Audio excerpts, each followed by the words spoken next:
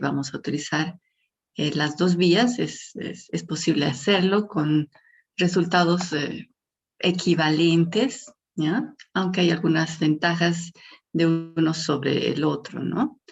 Ya hemos hablado de esto en la anterior clase, ¿no? Respecto a la mejor resolución en la ecografía transvaginal. Y también que pues la ecografía transvaginal nos permite la evaluación del cérvix, muchas veces en pacientes con amenaza de aborto o parto prematuro. Nosotros tenemos que hacer una medición y observar detenidamente el cuello uterino para ver si hay dilatación o si hay acortamiento de este, ¿no? Y para eso pues es muchísimo mejor la ecografía transvaginal. La ecografía transvaginal, pues como ya dijimos, nos va a permitir una visión más panorámica porque tenemos mayor campo de visualización porque la frecuencia que usamos pues nos permite mayor penetración. Y en general, pues los resultados, las mediciones que vayamos a ver, lo que veamos es equivalente, ¿ya? No varía, no varía.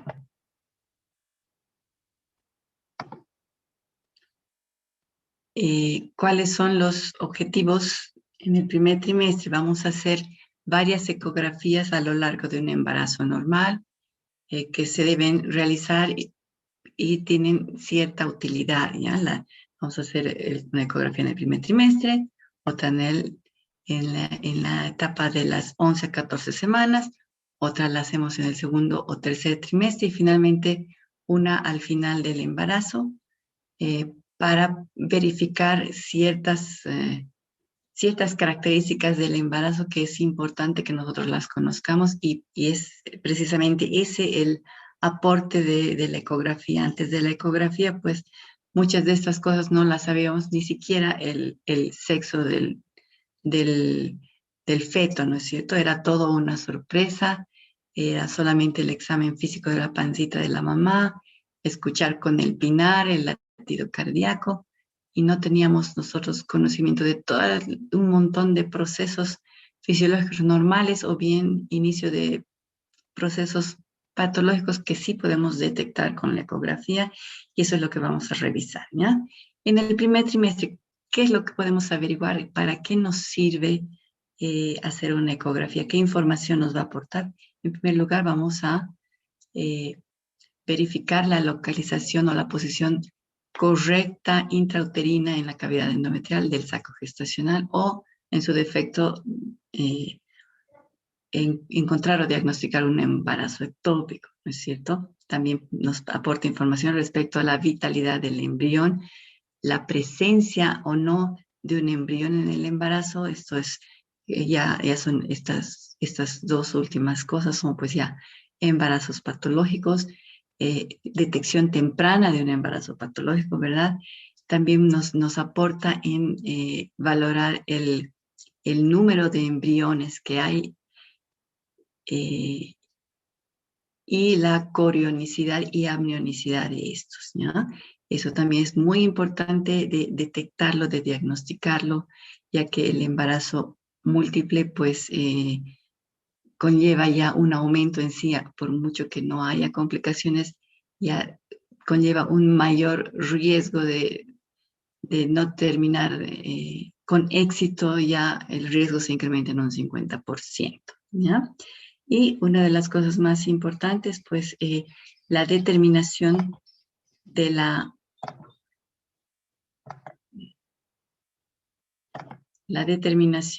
perdón chicos, no sé por qué no estoy pudiendo visualizar adecuadamente mi menú. Aquí. La determinación, pues, de la edad gestacional, ¿ya? En el primer trimestre, nosotros con las mediciones que hacemos por ecografía, ya sea por vía transvaginal o por vía transabdominal, nosotros podemos determinar con las mediciones la edad gestacional que tienen con una exactitud que nos va a servir, ¿ya? Una exactitud suficiente como para que sea útil de utilizarla, ¿ya? La variación que podemos tener es de una semana, ¿ya? 5 días más, digo 7 días más o 7 días menos, que eso nos sirve de mucho, ¿ya? a medida que va aumentando la edad gestacional y progresando el embarazo, la exactitud del cálculo de la edad gestacional por ecografía va a ir disminuyendo. Ya en el segundo y en el tercer trimestre, esta exactitud del cálculo de la edad gestacional disminuye, como lo vamos a mencionar más adelante. ¿Ya? Entonces, importantísimo, todas estas cosas son importantísimas para detectar de manera precoz embarazos que van a ser patológicos o de alto riesgo y que tenemos que seguirlos de cerca, y también pues alteraciones tempranas en el embarazo, ¿no? Que necesitan tratamiento inmediato. Bien, vamos a empezar entonces por la lista. Por ejemplo, en el embarazo ectópico, esto se presenta, pues 95% de la localización del embarazo ectópico va a ser en las trompas de falopio. Existen, sin embargo, puede estar en cualquier, por lo tanto, al hacer nosotros una ecografía con esta sospecha diagnóstica, pues tenemos que hacer una revisión exhaustiva de la cavidad pélvica. La modalidad de elección va a ser transvaginal porque nosotros estamos buscando una estructura pequeñita. Por lo tanto, esto debe hacerse por vía endovaginal de preferencia. Los factores de riesgo de tener un embarazo ectópico son que la paciente tenga o haya tenido una enfermedad inflamatoria pélvica, que sea portadora de un dispositivo intrauterino, que tenga endometriosis o un embarazo ectópico previo. La sintomatología pues es muy importante al momento de realizar los estudios, tener estos antecedentes, tener la información, dado que nosotros los radiólogos somos los que realizamos el estudio, pues esto es importante que nosotros lo preguntemos, indaguemos al momento de realizar el estudio a la paciente para que nos aporte ella información. Sin embargo, pues la sospecha y los índices nos sirven mucho si es que vienen junto con la orden médica. ¿Ya? ¿Cuáles son los signos ecográficos de un embarazo ectópico? ¿Qué tenemos que buscar? Tenemos que buscar, pues, la imagen de un embrión vivo fuera de la cavidad endometrial. Y eso es un signo patognomónico si es que nosotros encontramos un saquito gestacional y adentro un embrión y detectamos latido cardíaco. Eso tiene un 100% del valor predictivo positivo. Sin embargo, eso no es frecuente de encontrar. Generalmente en ecografía va a ser una masa anexial asociada al líquido libre en fondo de saco, que generalmente es hemático, y vamos a encontrar una ausencia de imágenes de embrión o de estructuras embrionarias en la cavidad endometrial. Tener en cuenta siempre que puede existir, aunque no es frecuente, un embarazo heterotópico, que es decir, que hayan dos sacos gestacionales, uno en situación normotópica y otro en situación ectópica. Entonces, siempre, si tenemos síntomas que nos hacen sospechar, tenemos que revisar exhaustivamente la cavidad pélvica. Bien. ¿Cómo se ve entonces? Aquí tenemos una imagen que es una ecografía transvaginal, el útero en corte longitudinal. Vean cómo está la cavidad endometrial y el endometrio es lineal, está vacío, no contiene nada. Y aquí afuera en el fondo de saco recto uterino vamos a encontrar una pequeña imagen sacular de pared gruesa. Aquí no se ve embrión, pero si tenemos el antecedente clínico y laboratorial adecuado, pues podemos decir que esto es un saco gestacional y es un embarazo ectópico, e incluso podemos definir el tamaño, la edad de embarazo que pueda ser, y también vamos a poder definir la localización para guiar en la cirugía al ginecólogo, ¿no? Aquí tenemos otro caso. El útero, cavidad endometrial distendida por material hipoecogénico, más probablemente sangre. No se ve saco gestacional, no se ve embrión, y exploramos en fondo de saco rectouterino y encontramos lo mismo, una imagen sacular de paredes un poquito más gruesas. Dentro del saco se puede ver incluso el saco vitelino, si lo ven, no sé si lo ven, ¿sí? Ahí se ve como un pequeño anillo Es el saco vitelino, que es la primera estructura que aparece del embrión. Y también podemos ver aquí un pequeño botón ecogénico que parece como la joya, la piedra del anillo, ¿verdad? El diamante del anillo. Y incluso podemos medirlo. Este es el polo embrionario, el botón embrionario. Incluso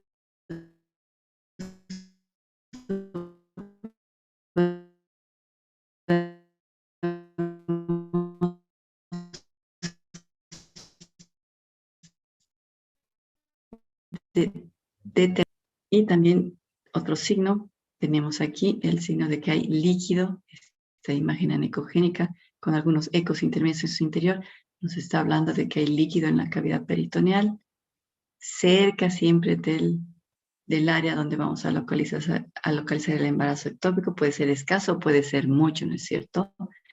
Eso depende de si hay mucho sangrado o poco sangrado. Y generalmente es un hemoperitoneo por ruptura ya de una trompa de falopio, ¿no? Y esa es una complicación ya de un embarazo ectópico, que es una urgencia.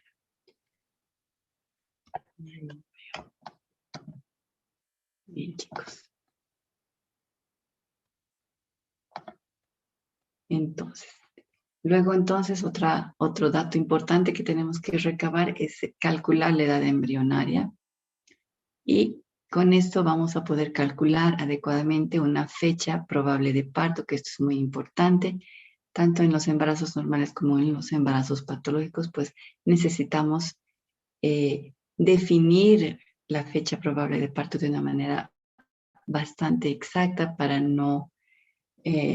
para intervenir si es que se presentara un embarazo o un parto pretérmino, impedirlo, detenerlo, o si es que se está pasando ya de la edad gestacional, también inducirlo, ¿no? Es muy importante eso. Y podemos nosotros intervenir de manera adecuada, pero siempre y cuando tengamos un cálculo adecuado y aproximado de la fecha probable de parto y la edad gestacional real. La edad gestacional real del embrión también nos va a servir mucho, porque dependiendo, ya saben ustedes, en el proceso del desarrollo del embrión van a ir apareciendo órganos, van a ir madurando ciertos órganos, otros recién se van a formar a lo largo de las distintas etapas embrionarias y fetales. Por lo tanto, las imágenes que veamos en cierta edad gestacional pueden ser perfectamente normales correspondiendo a la edad, si es que sabemos la edad, ¿no es cierto?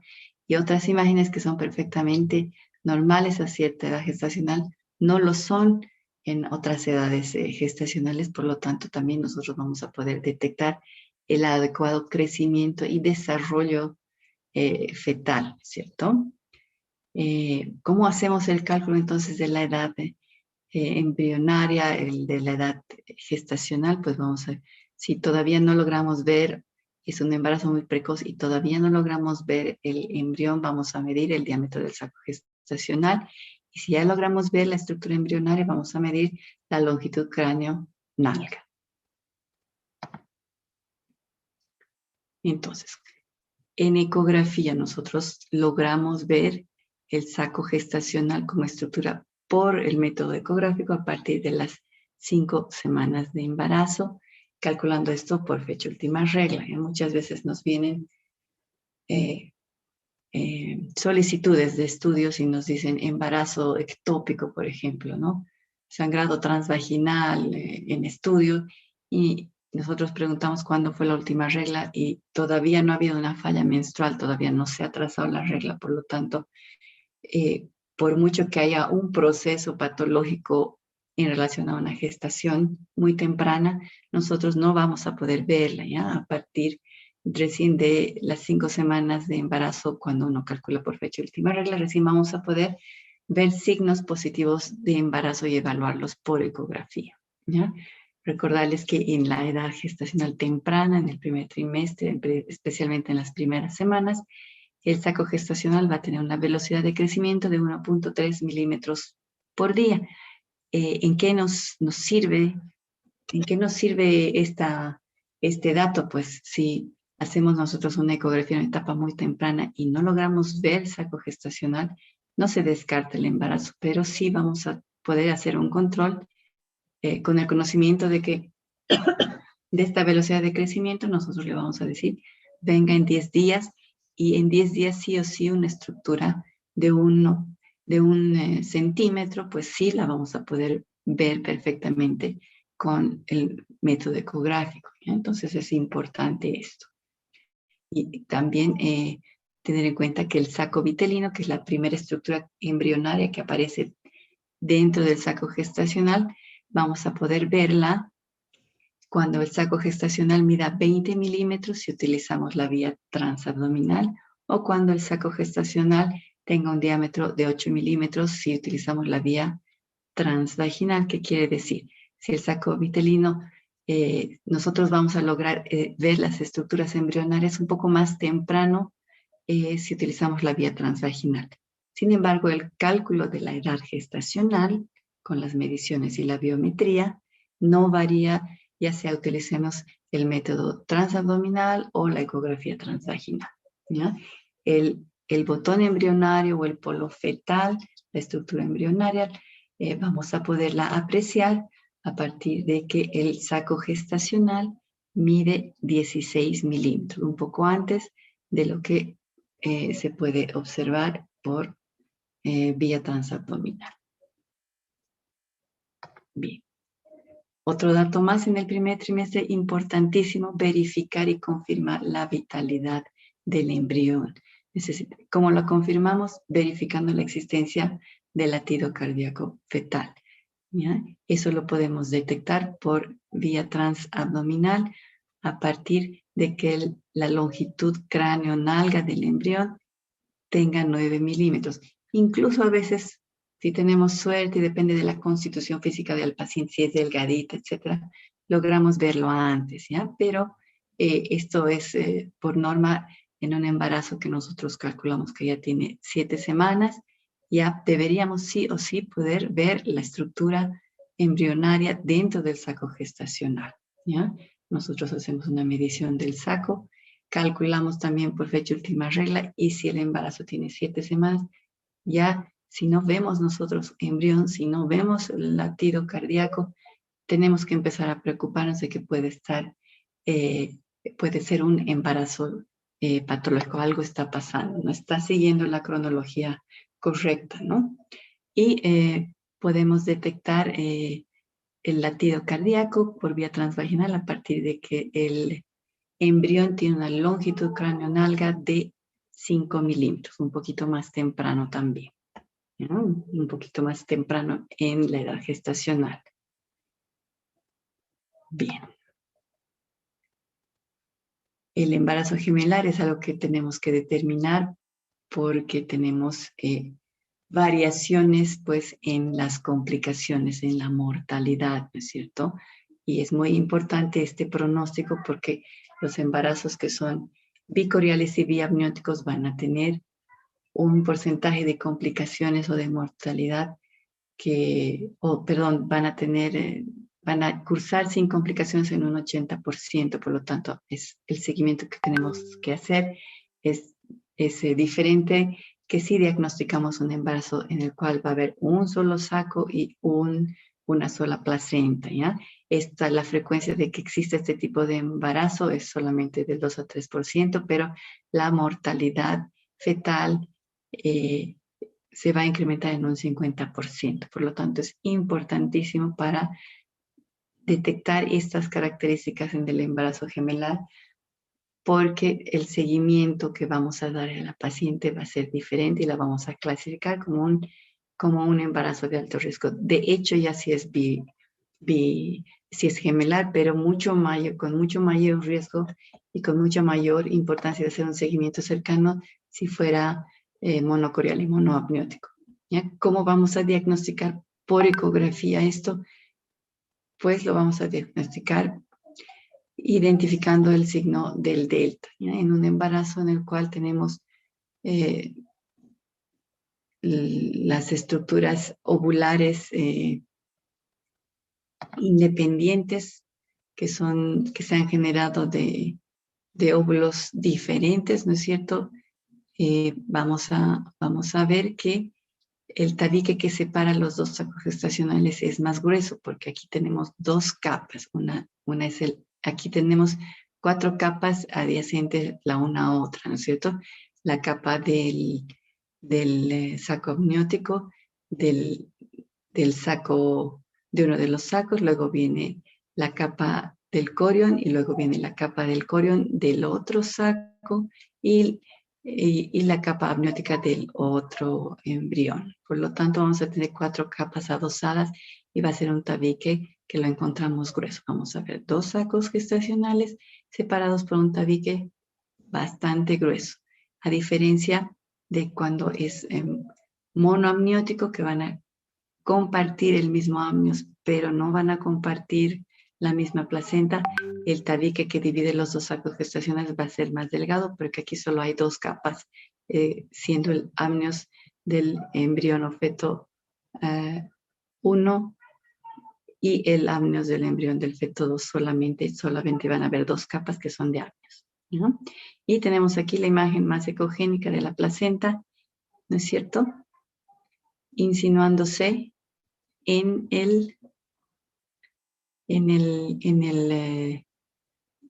tabique. Ya eso nos está indicando que a pesar que esto es delgado, este es un embarazo donde hay dos embriones que son de distinto origen, ¿no? Y están muy bien separados, pero que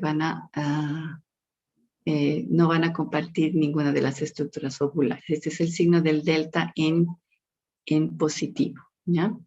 Para el embarazo monocorial y biamniótico vamos a tener un tabique que divide los 2 sacos gestacionales, mucho más fino, mucho más delgado, y el signo del delta que vamos a tener aquí no va a existir, va a ser un delta negativo, va a ser anecogénico, va a ser una forma de T en vez de una forma de delta, que es lo típico de un embarazo bicorial biamniótico, ¿ya? Un tabique grueso o un signo del delta positivo es diagnóstico de embarazo bicorial biamniótico, y un signo del delta negativo y un tabique muy delgadito es signo de un embarazo monocorial pero biamniótico. Muchas veces tampoco vamos a lograr ver el tabique amniótico que los separa, por lo tanto va a ser un monocorial monoamniótico, ¿ya?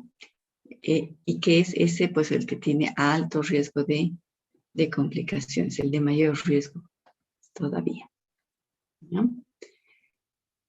En el primer trimestre tenemos un tipo de ecografía que va a buscar ciertas características en el embrión que solamente se pueden observar o son válidas su medición en un periodo muy específico, es que son entre las 11 semanas 0 días a las 14 semanas 0 días de edad gestacional. En este periodo y solamente en este periodo nosotros podemos hacer mediciones y búsqueda de marcadores de anomalías cromosómicas y cardíacas por ecografía y van a tener validez estadística como predictores de la presencia de cierto tipo de anomalías cromosómicas o cardíacas.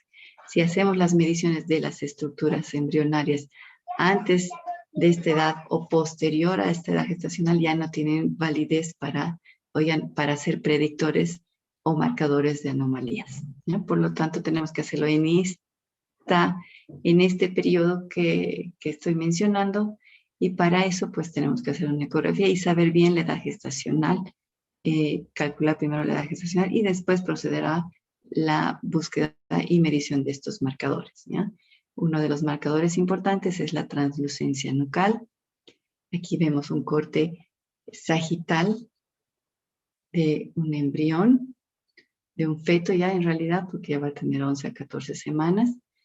Vemos su perfil, la naricita. Aquí vemos un eco que es mucho más brillante que el resto. Y también aquí vemos unos ecos que son más brillantes, que son las estructuras óseas faciales, ¿ya? Y este eco aquí bilaminar lineal que está por delante es la estructura del hueso propio de la nariz, que ya comienza a calcificarse, y es por eso que nos da una imagen brillante ecográficamente, y la podemos detectar en los embarazos y en los embriones que son normales, ¿ya? Cuando existe ausencia de este eco lineal en el área del de proyección del hueso nasal, pues nos está indicando que hay una alteración cromosómica, como ya sabemos, la trisomía 21 se asocia pues a hipoplasia del hueso nasal, no lo vamos a poder ver, ¿ya? Y otro signo también de alteraciones va a ser el espesor de la piel que cubre la nuca en el embrión. ¿Ya? Esta piel va a tener un aspecto trilaminar siempre y va a tener un espesor específico. ¿Ya? En esta etapa del embarazo, a pesar que nosotros tenemos tablas ajustadas para la edad gestacional exacta, no debiera nunca sobrepasar los 3 milímetros de espesor. Si sobrepasa los 3 milímetros de espesor, ya estamos ante un signo o un marcador de anomalía cromosómica o cardíaca positivo. ¿Ya? También este engrosamiento el engrosamiento de la translucencia nucal, lo vemos aquí. Esta es una translucencia nucal patológica. Vemos aquí, no hay eco nasal, ¿no es cierto? Por lo tanto, aquí ya vemos cómo es muy diferente la imagen. Alguien está con su micrófono encendido. Sí, Gracie, por favor, pudieras apagar el micrófono. Gracias. No como en tu casa. Bueno, entonces continuamos. Esto se ve que es patológico, esta imagen del translucencia nucal también. Comentarles que el engrosamiento del pliegue nucal o de la translucencia nucal se da pues en pacientes también con alteraciones cromosómicas como el síndrome de Down, que es la trisomía 21, y también en pacientes que no tienen trisomía 21, pero que van a tener alguna alteración, alguna malformación cardíaca, ¿ya? Sabemos que la trisomía 21 en un 50% de los casos está asociada a alteraciones, malformaciones congénitas cardíacas. Por lo tanto, un embrión que tiene estas características con ausencia del hueso nasal más engrosamiento de la translucencia nucal, probablemente va a ser un embrión portador de una trisomía 21 más una alteración cardíaca congénita asociada a la trisomía. Si vemos hueso nasal normal y tenemos engrosamiento del pliegue nucal, probablemente estamos delante de una malformación cardíaca aislada y no asociada a la cromosomopatía. ¿Ya? Pero esto es un signo de muy mal pronóstico porque quiere decir que el corazón ya está teniendo fallas en el bombeo y esto es un edema, acumulación de líquido anormal debajo de la piel. Por lo tanto, probablemente vamos a estar frente a un pronóstico de un embarazo que no va a terminar con éxito, ¿no? Y hay que hacer una vigilancia más cercana. Y obviamente, pues enviarla a diagnóstico cromosómico para descartar estos marcadores que nosotros vemos en ecografía. No son 100%, no tienen un valor predictivo negativo al 100%. Por lo tanto, muchas veces algunos pacientes que son portadores de anomalías cromosómicas o cardíacas no van a manifestar estos signos y a pesar de eso sí van a tenerlos, ¿ya? Entonces, no son al 100%, eso es importante de saberlo, pero en un 80% de los casos nosotros podemos detectarlas, predecirlas para que pues se tomen las previsiones del caso y en cada caso, ¿no? Y ahora vamos a pasar a la ecografía del del segundo y tercer trimestre del embarazo. En este periodo del embarazo, ¿qué es lo importante que nos aporta la ecografía? ¿Para qué vamos a solicitar esto, no? Vamos a solicitar pues para saber la edad gestacional, si está habiendo un desarrollo, un crecimiento adecuado del feto, porque ya le hemos hecho una ecografía en el primer trimestre, sabemos exactamente qué edad gestacional tiene y tenemos que verificar que esté creciendo, aumentando de peso, de tamaño, de manera adecuada, que la formación de las estructuras fetales internas de todos los órganos fetales vayan desarrollándose acorde a la edad. Todo eso tenemos que verificar. Podemos también verificar con mucha seguridad, con 100% de seguridad, el sexo del paciente, ya que en la etapa precoz del primer trimestre. Los genitales, pues, son muy parecidos en el inicio de la gestación y también, pues, obviamente, las imágenes que tenemos, el embrión, las estructuras embrionales son pequeñitas, entonces puede haber cierto error en la identificación del sexo en el primer trimestre.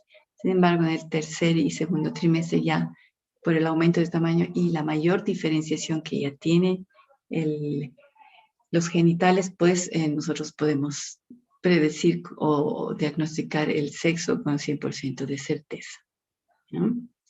La anatomía fetal es muy importante, podemos verificar también alteraciones morfológicas en los órganos internos. Es muy importante ver el cerebro, el corazón, si no hay ninguna malformación, las órbitas y toda la estructura interna que nosotros podemos verla a detalle con ecografía, ¿ya? En el control de los embarazos de alto riesgo es muy importante las ecografías y también podemos detectarlos, ¿no? Si detectamos que no está creciendo de manera adecuada, hay algún problema, eso se convierte en un embarazo de alto riesgo y ya vamos a tomar conductas distintas, ¿no? Si hay alguna alteración, detectamos alguna alteración en la anatomía fetal, también se va a convertir, ya detectamos un embarazo de alto riesgo, proyectamos si va a haber necesidad para solucionar la alteración anatómica fetal, proyectamos con un equipo que va a entrar a cirugía tal vez inmediatamente después del nacimiento, o si necesita una intervención incluso antes del nacimiento para que podamos nosotros llegar a buen término con el nacimiento y desarrollo del feto, ¿no? Por lo tanto, nosotros también vamos a valorar el bienestar fetal. Vamos a detectar signos de que hay alteraciones y que el feto no, el ambiente intrauterino no es el adecuado y está afectando su crecimiento y desarrollo, ¿no? Entonces, esto es muy importante de valorar en la ecografía, ¿no? Vamos a entonces verificar el adecuado desarrollo y crecimiento fetal. Vamos a calcular una edad gestacional que ya les dije, en el segundo y tercer trimestre es menos exacto, pero ya debiéramos tener nosotros el dato del primer trimestre, ¿no? Que es exacto para cotejar y verificar que exista un buen, adecuado desarrollo y crecimiento del feto, ¿no? Vamos a calcular vamos a hacer mediciones de ciertas partes anatómicas que tenemos que hacerlo en lugares y en posiciones y en planos exactos para que el cálculo del peso fetal sea fidedigno, ¿no es cierto? Tenemos que saber hacerlo, tenemos que aprender adecuadamente la técnica, tenemos que revisar luego la anatomía fetal, verificar que no haya, para hacer detección de malformaciones o alteraciones patológicas de manera temprana, y algunas pues necesitan intervención temprana y hay que pues convocar, y precisamente para eso es, ¿no? Para poder planificar el nacimiento de un bebé que tiene alguna patología que va a necesitar un medio, internarse en un medio pues de alta atención, ¿no es cierto? Si va a necesitar oxígeno, si va a necesitar una intervención temprana, pues que nazca en un hospital del nivel que corresponde a la complejidad de la patología, ¿no es cierto? Porque si este paciente va a nacer en un hospital que no puede asistir a un bebé que tiene cierta patología, pues se nos va a morir, ¿no es cierto? Tenemos que hacerlo nacer en un lugar acorde a la complejidad de tratamiento e intervenciones que va a necesitar ese feto que tiene alguna patología. Entonces, verificamos la ecografía, podemos verificar muy a detalle, por ejemplo, las estructuras del cerebro, porque todavía la colota craneana, en especial las fontanelas, no se han fusionado. La calcificación de la colota craneana es parcial, por lo tanto nosotros podemos ver el interior y perfectamente las estructuras de partes blandas mientras tengan el tamaño adecuado. Acordarnos que pues los órganos, la organogénesis y la maduración que tienen los órganos están en desarrollo y van cambiando, y va la sensibilidad de detectar algunas anomalías por ejemplo, en el segundo trimestre no va a ser tan alta como si lo hacemos en el tercer trimestre, y otras todavía van a aparecer más allá al final del tercer trimestre. Entonces, dependiendo de eso, pues también va a variar la sensibilidad que nosotros tengamos en realizar un examen anatómico fetal. Algunas cosas las vamos a poder detectar dependiendo de la edad gestacional y otras todavía no van a haber aparecido, ¿verdad? Y es muy importante también acotar que la valoración de la anatomía fetal detallada, podemos contar hasta el número de los deditos en cada mano, en cada pie. Podemos ver el sistema ventricular intracerebral, ver el cerebelo, vemos todas las estructuras, ¿no es cierto?, a mucho detalle. El estudio de la anatomía fetal es un estudio también, es una ecografía especial que hacemos nosotros, que no es solamente medir algunas partes anatómicas para el cálculo gestacional, sino que hacemos a detalle cuando es necesario y esté indicado. Cuando sospechamos de alguna malformación fetal, tenemos que buscar a detalle cualquier otro marcador que nos pueda ayudar a detectar otras malformaciones. Entonces, este estudio de anatomía fetal es mucho más largo, tiene que hacerlo una persona que esté entrenada, que conoce la anatomía fetal según la edad, y el mejor momento de valorar la anatomía fetal pues está entre las 20 y 34 semanas más o menos, ¿ya? ¿Por qué? Porque ahí tenemos una ventana acústica adecuada, porque el líquido amniótico está en cantidad suficiente y el volumen fetal está no tan grande, y el líquido lo rodea y nos provee una ventana acústica adecuada. Cuanto más avanzado de las 34 semanas está el embarazo, hay menor cantidad, o la proporción entre el volumen del líquido amniótico y el volumen que ocupa el feto va variando, y hay menor cantidad de líquido amniótico. Por lo tanto, la ventana acústica que tenemos ya no es tan buena y la calidad de imagen que tenemos tampoco es tan buena. Entonces también es importante el tiempo en que hacemos el estudio, ¿ya? Pese a que se puede hacer a lo largo de todo el segundo y tercer trimestre, pues sabemos que en el tercer trimestre y al final del embarazo, nuestra sensibilidad va a ser menor por una ventana acústica que ya no es la adecuada, ¿ya? Vamos a valorar el tórax, podemos ver el corazón, la aorta, podemos medir velocidades, diámetros, podemos ver el corazón, ver el tabique interventricular, interauricular, cómo se mueven las válvulas, la velocidad de flujo, si hay insuficiencia valvular, si hay reflujo de la sangre, muchas cosas podemos nosotros valorar, ¿ya?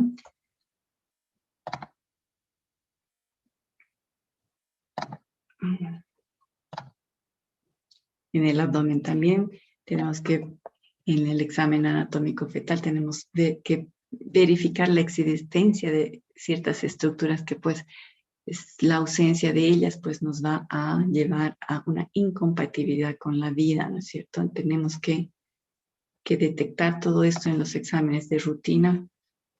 Ay, ¿qué ha pasado? Perdón, creo que me he salido. ¿Ven la imagen? No.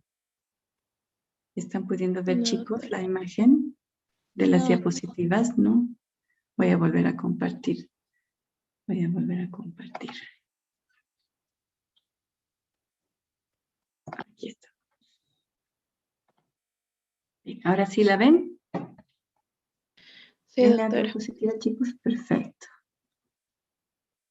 Entonces, tenemos que verificar que estén las estructuras. Aquí, por ejemplo, tenemos que verificar porque son órganos vitales, y la ausencia de estos o una patología muy importante de estos es incompatible con la vida, y necesitamos pues atender el parto y al bebé de manera inmediata en un hospital de alta complejidad, como por ejemplo la ausencia de los riñones es incompatible con la vida.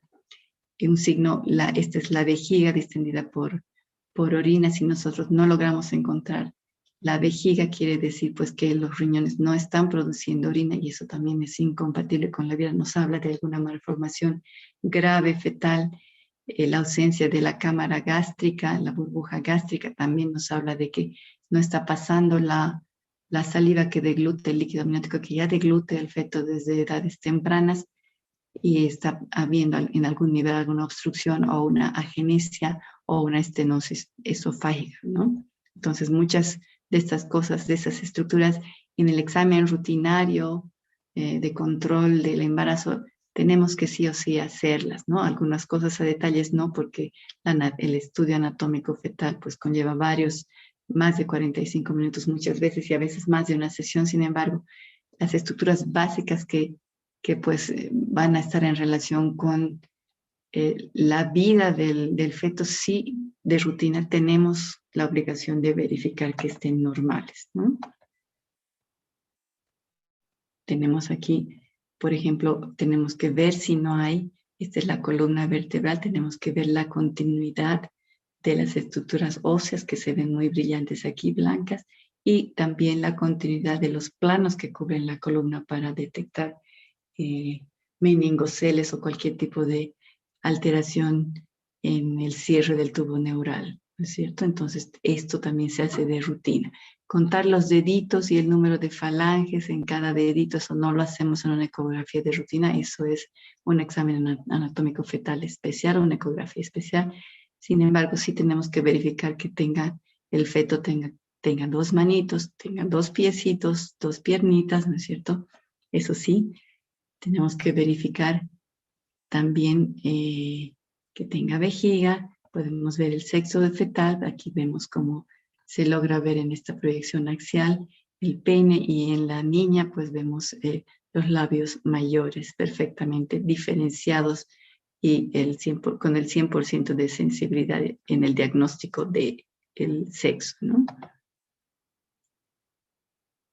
La ecografía 3D es una muy buena ayuda para nosotros comunicarnos con el médico tratante, con los médicos que no están familiarizados con las imágenes ecográficas en el modo B, que es en el modo en que nosotros realizamos los estudios. Todas las imágenes que hemos visto hasta ahora son en modo de 2 dimensiones, que es el modo de exploración, ¿ya? El modo 3D es una reconstrucción a partir de los datos que nosotros obtenemos del modo B. El examen anatómico fetal que nosotros hacemos, lo hacemos en el modo B. ¿Ya? Sin embargo, el 3D nos va a ayudar para demostrar y que sean mucho más apreciables para nuestros colegas que están acostumbrados pues a ver la anatomía de una manera clásica, ¿no es cierto? Para que nos entiendan dónde está la localización de la importancia. Y en el modo 3D, recalcar que es una ecografía o es una reconstrucción que solamente nos va a demostrar alteraciones en la superficie, más allá, perdón,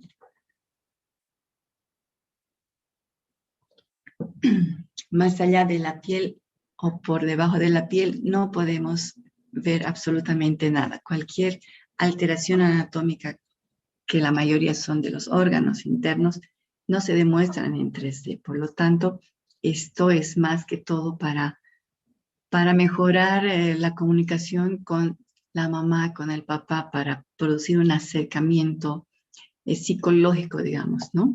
Pero en general el 3D no nos aporta en un diagnóstico anatómico, ¿ya? En el modo B es en el cual nosotros hacemos el diagnóstico, porque estamos viendo el interior, las estructuras internas, ¿no?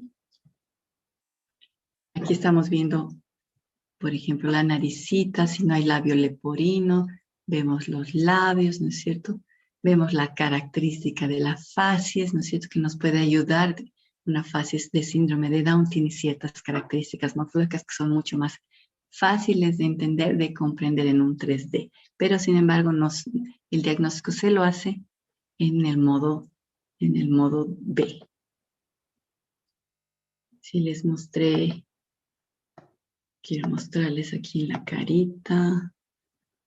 Por ejemplo, esta imagen es una imagen en 2D y estamos viendo exactamente lo mismo. La nariz, los orificios. Este es un corte coronal a través de la carita del bebé, en modo B también.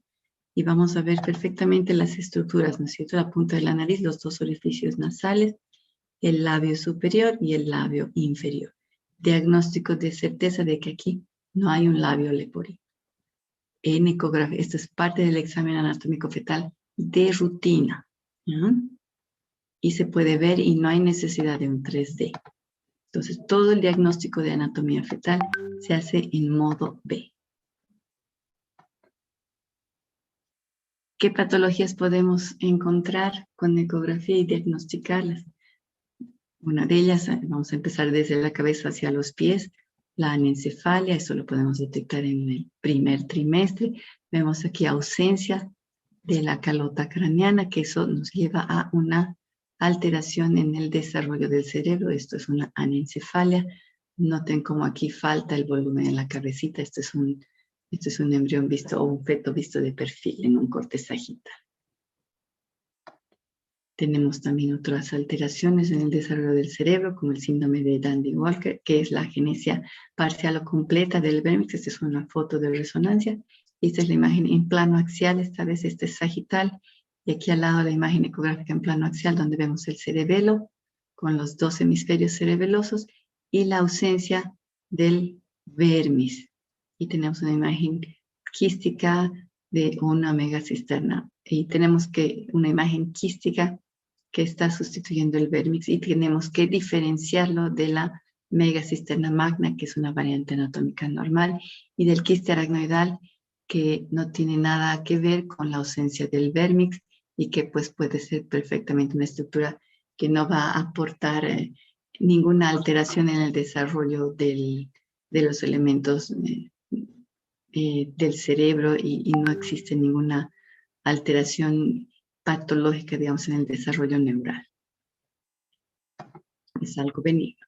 Tenemos otra malformación que podemos también detectar en etapas bien tempranas del embarazo, ¿no? Estamos hablando del primer trimestre, finales del primer trimestre, como es la malformación de Chiari 2, en esta malformación en un plano axial del cerebro, en un corte axial. En ecografía vamos a ver el signo de la banana, que es que el cerebelo va a tener forma de una bananita. Eso no es lo habitual, tiene que tener una forma de mariposa en este corte. Y el signo del limón, que quiere decir que tenemos la región frontal de la calota, va a tener una forma de punta, de un mamelón como en el limón, ¿ya? Y normalmente esto debe ser mucho más redondeado. Cuando nosotros tenemos estas imágenes en los cortes de la cabeza del cerebro, tenemos que sí o sí ir a buscar el corte longitudinal de la columna porque se asocia muy frecuentemente a alteraciones del cierre del tubo neural como el meningocele. Y aquí podemos ver corte longitudinal de la columna fetal y aquí vemos una alteración en las partes blandas que es de aspecto quístico, que es un mielomeningocele, ¿no? Este bebé, ya podemos decir que su nacimiento pues no va a ser por vía vaginal porque podemos dañar estructuras sabiendo que tiene esta alteración. Entonces esto ya planificamos también el tipo de parto que va a tener el bebé. Podemos tener defectos en la pared abdominal, en la pared torácica, ¿no? Como el omphalocele, la gastrosquisis, la péntada de Cantrell. Podemos observar aquí en esta imagen, este es un esquema de la localización normal dentro del tórax del corazón, que está con la vértice apuntando hacia la izquierda, con una inclinación, con una rotación del eje mayor del corazón en 45 grados. Y aquí vemos aquí en ese mismo plano el corazón en corte de 4 cámaras, pero está por fuera de la cavidad torácica, ¿ya? Y lo podemos ver en ecografía, ¿ya? Otra cosa importante, otro dato importante que tenemos que aportar con ecografía es la localización placentaria, la detección de la placenta previa y la podemos clasificar si es una placenta previa completa, parcial, marginal o simplemente es una inserción más baja. La clínica de una placenta previa ya la sabemos todos, la hemorragia vaginal indolora a partir de la 20ª semana en adelante nos hace sospechar que existe esta patología. ¿No? Aquí tenemos un corte longitudinal en el vientre de la paciente. Aquí tenemos líquido amniótico, la placenta, que es esta área un poco más ecogénica, intermedia, y esta imagen tubular que vemos aquí, cilíndrica, con un canal que va desde el orificio cervical interno al orificio cervical externo. Este es el cervix, que está posterior, en una ubicación posterior, y vemos como la placenta está baja, en situación baja, es una placenta en pared posterior. Está cerca del orificio, pero está distante más de 2 centímetros, ¿no? Por lo tanto, es una placenta de inserción baja, pero que no va a ser una placenta previa ni va a dar problemas en la vía de parto vaginal. Tenemos una placenta marginal o parcial, en la cual el reborde inferior de la placenta pues está en estrecha relación con el orificio cervical interno, sin embargo no lo oblitera. Esto sí es un posicionamiento que puede dar problemas y más sangrados. Y la oclusiva completa, en la cual pues la estructura placentaria está obliterando por completo el orificio cervical interno, ¿no? Entonces tenemos a detalle la visualización del posicionamiento de la placenta, la clasificación que tenemos, y cuanto más próxima al orificio cervical interno esté la placenta, mayor riesgo de un sangrado complicado, ¿ya? Sabemos que el segmento uterino es el que más se modifica en tamaño y longitud a lo largo del embarazo, y sabemos que durante el segundo y tercer trimestre el crecimiento fetal es muy, muy, muy veloz. Por lo tanto, el útero se estira y con mayor velocidad que lo que puede crecer, y con mayor, sobrepasando el grado de elasticidad que tiene la placenta para estirarse. Por lo tanto, es por eso que se producen las hemorragias, ¿no? Hay rupturas en la parte de inserción de la placenta sobre el segmento uterino, que es este que está inmediatamente craneal al cuello uterino. El cuello uterino, el segmento, las paredes del segmento uterino se estiran mucho más, y la elasticidad del tejido placentario no es el mismo. Por lo tanto, hay micro rupturas, micro desprendimientos que producen sangrados que pueden llevar a desprendimientos muy graves, poner en riesgo la vida del paciente, la vida del feto. Entonces, es muy necesario diagnosticarlo con anticipación. Mencionar que este tipo de caracterización de la inserción placentaria a veces no se puede lograr por vía transabdominal, porque la cabecita fetal se interpone y no logramos valorar adecuadamente. Entonces tenemos que hacer la valoración por vía transvaginal. Sin embargo, en una paciente que tiene antecedente de un sangrado y una sospecha de placenta previa, pues debemos ser muy, muy cuidadosos y también tener mucha experiencia, porque vamos a introducir al canal vaginal el transductor, y podemos, si es una placenta previa completa y hay dilatación del cuello uterino, podemos producir daño, ¿no es cierto? Podemos provocar alguna lesión en la placenta. Por lo tanto, esto tiene que hacerlo una persona experta, experimentada. Y bueno, el cuello uterino lo vamos a valorar mucho mejor por vía transvaginal durante el embarazo, y también en pacientes que no están embarazadas, porque tenemos mejor resolución. En el embarazo, el cuello uterino tiene que tener una longitud de entre 3 centímetros y 2.5 centímetros como mínimo para considerarlo un cuello uterino normal, del embarazo normal. Si es más corto, pues estamos hablando de una incompetencia del cuello uterino, y podemos predecir la presencia de un parto prematuro por incompetencia cervical. Aquí vemos un cuello uterino normal, en corte longitudinal, sagital. Vemos aquí el canal cervical cerrado, orificio cervical interno, orificio cervical externo. Y aquí vemos cómo aquí se está insinuando el saco amniótico en un orificio cervical interno que está dilatado, ancho, y hay, precisamente por esa dilatación, hay un acortamiento del cuello uterino patológico. Nosotros podemos medirlo.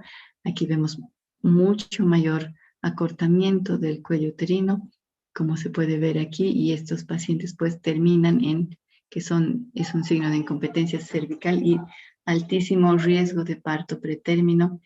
Pacientes que ya tienen diagnóstico de que están iniciando trabajo de término prematuramente, es importante valorar cuántos cambios han habido, cuánto es el acortamiento del cuello uterino, cuántos cambios ha habido para poder pronosticar o predecir si el tratamiento para tratar de detener el parto pretérmino va a tener éxito o no, dependiendo del grado de dilatación y acortamiento, el tratamiento puede tener o no éxito. Por lo tanto, es importante el dato para que también ya preparen la sala pues, de neonatos con el personal adecuado en un hospital de complejidad adecuada, porque si hay demasiados cambios y demasiado acortamiento, pues el parto es inminente y inevitable. Por lo tanto, el feto tiene que nacer en un lugar donde hayan todos los servicios para poder recibir un prematuro. Y eso es importante de saberlo. Bien, aquí tenemos más imágenes, las mismas imágenes, ¿no es cierto? Y también es importante hablar ya hemos hablado del embrión, hemos hablado de las membranas ovulares, que las podemos valorar. Y tenemos también que hablar de la evaluación del líquido amniótico, que lo hacemos en todas las ecografías que hacemos a lo largo del primer al tercer trimestre. Tener en cuenta que la proporción del volumen del embrión con la proporción del volumen del líquido amniótico va variando a medida que avanza el embarazo. Al inicio del embarazo va a haber mayor volumen proporcionalmente al volumen del embrión. Eso es lo normal. Por lo tanto, este es un embrión en una etapa temprana del embarazo, porque aquí todavía vemos saco vitelino, y esto apenas es un pequeño embrión chiquitito, ¿no? Y si vemos la proporción, aquí proporcionalmente hay mucho más líquido amniótico, esto es lo normal. Y aquí vemos un embarazo de similar edad con un embrión, pero la proporción de líquido está alterada, es patológica. Aquí hay un oligohidramnios en una edad gestacional muy temprana, en una edad embrionaria, lo que es de muy mal pronóstico. Nos está diciendo que pues este embarazo probablemente no va a llegar a término, va a haber una pérdida muy temprana, algo muy patológico está pasando, ¿ya? A medida que progresa entonces el embarazo, el volumen fetal se va haciendo cada vez mayor proporcionalmente al volumen, perdón, del líquido amniótico, y con ese conocimiento pues vamos a poder detectar si hay polihidramnios o hay oligohidramnios. ¿Ya? Hacemos mediciones que son semi-cuantitativas o a veces simplemente cualitativas, subjetivas. Para eso hay que tener experiencia para hacer una valoración subjetiva de la cantidad de líquido amniótico, que es un dato muy importante, ¿no es cierto?, de que existe algún proceso patológico en el embarazo, y en especial nos habla también del bienestar fetal.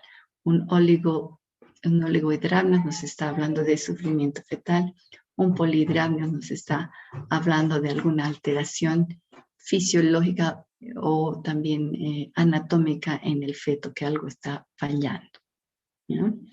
Entonces tenemos maneras y métodos de medir el volumen de una forma semi-cuantitativa, y también lo hacemos en forma subjetiva, como en este caso en el primer trimestre.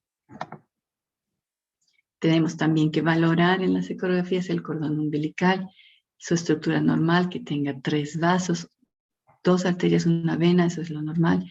La ausencia de una de las arterias se asocia pues con anomalías fetales, que pueden ser varias, y tenemos que alertar al médico y también a los papás para que se hagan un estudio cromosómico y verificar de qué se trata, ¿no es cierto? También puede ser un paciente sin alteraciones, pero pues ya sabemos que el riesgo o la frecuencia es del 50%, ¿ya? Tenemos que ver si existe o no circular de cordón, que eso también es una indicación de parto por cesárea, tenemos que ver si está apretado o no, eso lo valoramos con Doppler, velocimétrico. Si el cordón está apretado, pues va a haber compromiso de la circulación hacia el feto y eso es pues también tenemos que hacer una cesárea de emergencia, ¿no es cierto? Si existe y logramos detectar la complicación. Sin embargo, pues que el cordón umbilical esté alrededor del cuello y esté apretado, pues sería un hallazgo muy incidental a lo largo y poco frecuente en general. A lo largo del embarazo del bebé, pues no le podemos decir que no se mueva. Nosotros hacemos un diagnóstico de circular de cordón alrededor del cuello que no está afectando la circulación fetal y a los 5 minutos el bebé puede moverse y apretarse, ¿no? Entonces es algo muy, muy incidental si es que vemos justo en el momento en que se aprieta el cordón, ¿no? Vamos a valorar y hacer el seguimiento de los embarazos de alto riesgo en el tercer y segundo trimestre. Vamos a detectar la restricción del crecimiento intrauterino. Vamos a poder detectar también y pronosticar la enfermedad hipertensiva del embarazo con estudios Doppler de las arterias uterinas especiales que tenemos. Mediante ecografía nosotros podemos diagnosticar este tipo de embarazo de alto riesgo, como es la restricción, la enfermedad hipertensiva del embarazo, también la podemos diagnosticar.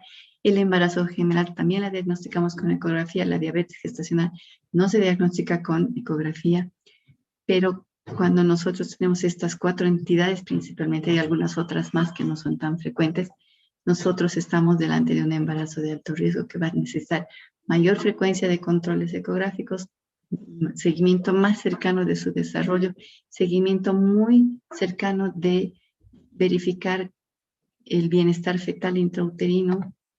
Por lo tanto, vamos a hacer estudios especiales en estos pacientes, como son el perfil biofísico, que se hace solamente con el modo 2D, y la velocimetría Doppler, que nosotros vamos a ir midiendo las velocidades en ciertas estructuras del feto, que nos van a dar parámetros de su bienestar o si hay alteraciones en las velocidades de la circulación en estas estructuras, tanto arteriales como venosas. Vamos a poder nosotros encontrar el momento exacto de interrumpir el embarazo cuando haya una alteración que nos indique que el feto está en sufrimiento y que el medio uterino no es el adecuado para que pueda sobrevivir y más bien tenemos que interrumpir el embarazo. Este es un algoritmo de cómo debiera hacerse y planificarse la vigilancia antenatal. La herramienta de la ecografía pues es de gran valor, de gran apoyo en todo. Recordarles, chicos, que pues la clínica y el examen físico sigue primando también por mucho que tengamos tanta información que nos puede brindar la ecografía, la sospecha clínica, los laboratorios y el examen físico es muy importante. Nos va a dirigir hacia qué lugar nosotros vamos a poner mayor atención mientras hacemos el estudio de ecografía para poder detectar las cosas. Nos va a servir también para poder aportar y sugerir estudios especiales, como por ejemplo una velocimetría Doppler, hacer un perfil biofísico que no son parte de la ecografía del embarazo normal, ¿ya? No son parte de la rutina.